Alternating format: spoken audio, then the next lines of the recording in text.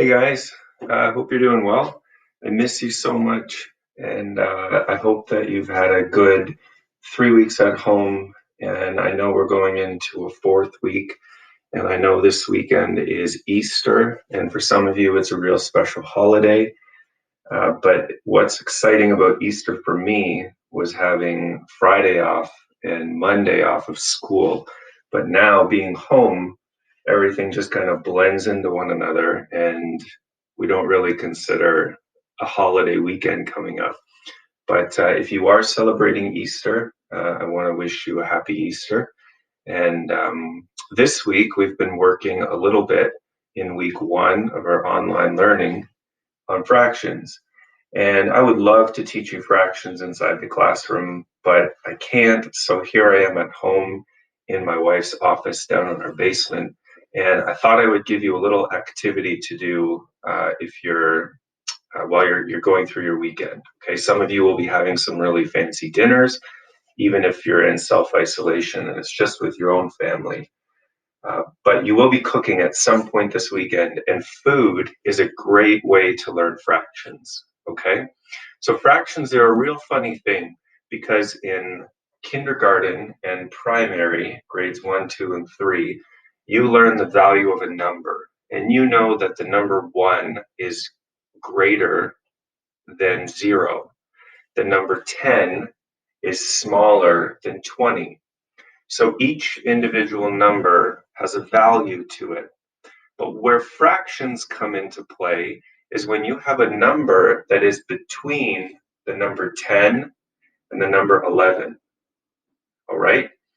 If you think about it, you have 10 and a half. You could get 10 and 1/4. You could get 10 and 7/8. And in fractions, as you get into higher grades, you're going to start to order them. So you will know that the number 10 comes before 10 and a half or 10 and 1/2, and that comes before 11.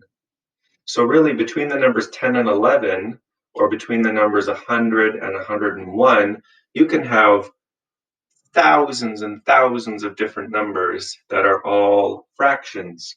And you can also write it as a decimal, but we'll just focus on fractions for a few minutes, okay? So here's what I want you to look at this weekend. I want you to find items around the home. I want you to snap a little picture. And if you make a Google slideshow or a Google slide presentation, each slide can have a different picture of a different fraction. Okay? And I'm going to show you a few examples. But what I want you to focus on is finding things in your home, food items, that are less than one whole.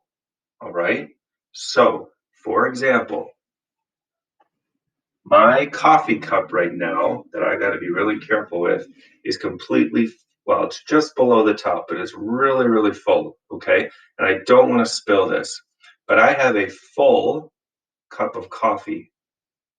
But if you look here, my hand sanitizer, which is super important right now, is about 1/2. All right, if we look at this, if this would be full and this would be empty, if you look right in the middle here, I am about halfway. So this hand sanitizer is half full. So I would take a picture of a full cup of coffee and then a bottle of hand sanitizer that is half full. Now, I went into my kitchen or my fridge and I found some soy sauce, all right, which we may use for a stir fry. Or if you're really into Chinese food or Filipino food or Korean food, soy sauce is really super popular. Okay. Now, if you look at my soy sauce, is that half full? Is it completely full? Not really. Half full would be here, all right? Completely full would be up here. So I'm between half and full. So that would be 3/4, or we could write it as it is more than half, all right? So again, you've got a full, you've got a half, and then you've got a little more than half. And that could be written as 3/4 or 3/4. We're going to talk about how to write them later next week. Okay? Last one I got for you. I got some pepper. Can you see that? So I got some pepper down on the bottom there. Is that pepper, well, you tell me, or you tell your mom or your dad who's standing beside you. Is this pepper half full, completely full? Is it bigger than half, maybe 3/4? Or is it smaller than half, maybe 1/4? I don't know. Talk about it with your parents. So what I want you to do is I want you to find, let's say 5 items, maybe 10 items, throw them into a Google slideshow, take some pictures with your family. Maybe you could borrow your parents' phone, or you could borrow a tablet or something, or if you have a Chromebook, you can use the Chromebook webcam, all right? And I want you to make a slideshow, and I'll post a link for this next week. Compile those list of fractions over the weekend, and then I want you to see how many different fractions you can find around your home, all right? Items that are either half full, more than half full, or less than half full, all right? And then we'll talk more about fractions next week.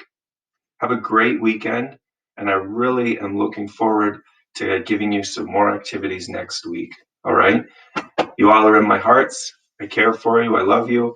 And I hope you have a great weekend. And we'll touch base next week. All right?